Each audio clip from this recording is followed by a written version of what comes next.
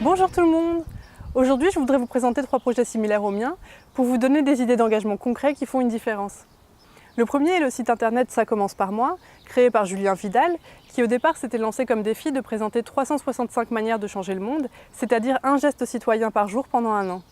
Aujourd'hui, on trouve sur le site plus de 400 actions qu'on peut classer par catégorie, environnement, éducation, société, culture par exemple, et qu'on peut aussi trier en fonction du temps qu'elles demandent, 10 minutes, 1 heure, 1 jour, ou de l'argent qu'elles coûtent, de gratuit à 50 € et plus.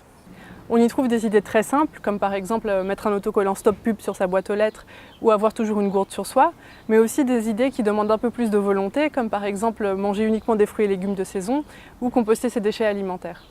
Le site présente que brièvement l'importance de chaque geste, mais il a donné naissance à une émission radio, Ça commence par nous, qu'on trouve principalement à Avignon et Nîmes, mais aussi sur Internet, et qui à chaque fois consacre 1 heure à un sujet particulier, comme par exemple l'électricité verte, la mode éthique, ou encore la salle de bain zéro déchet.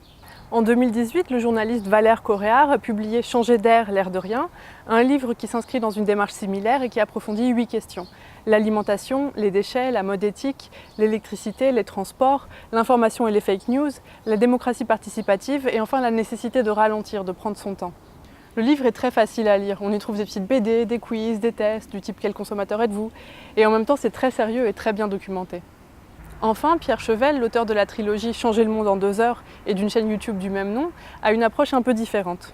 Il a choisi de ne pas s'intéresser à l'impact négatif que chacun et chacune d'entre nous peut avoir, mais au contraire de se concentrer uniquement sur des projets à ADN enthousiastes et festifs, pour montrer qu'il peut être très facile et même agréable de mettre en place des micro-engagements dans des domaines très variés tels que l'environnement, la santé ou encore la réduction de la pauvreté. Il s'intéresse avant tout à l'entrepreneuriat social, c'est-à-dire à des entreprises dont le but n'est pas seulement de faire de l'argent, mais aussi de répondre à un problème de société.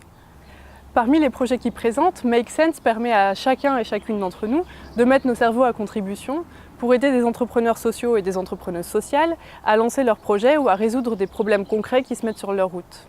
Il est aussi question de Wikipédia, de micro-dons, de pétitions ou encore d'énergie renouvelable.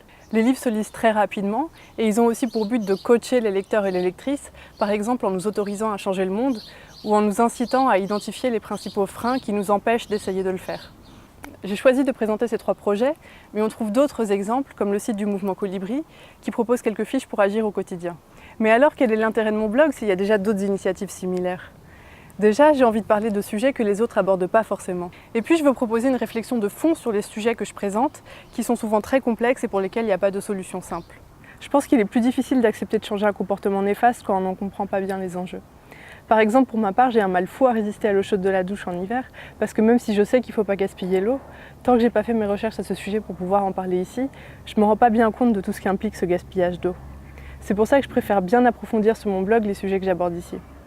Enfin, et c'est un point très important, surtout à l'heure des fake news, mais aussi plus généralement parce que tout le monde peut se tromper de bonne foi, j'accorde une attention toute particulière à mes sources, que je vérifie et que je cite systématiquement sur mon blog, parce que c'est des sources vérifiables qui garantissent la fiabilité des informations que je donne.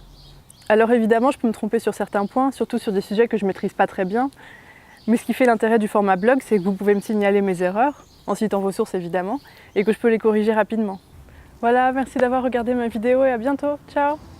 On recrute de belles âmes pour l'accueil des réfugiés et des voleurs de chaises à la BNP, des protecteurs des grands singes, d'une nature sans défense qui dénonce un tourisme à dos d'éléphants, des lanceurs d'alerte et parfois de cailloux.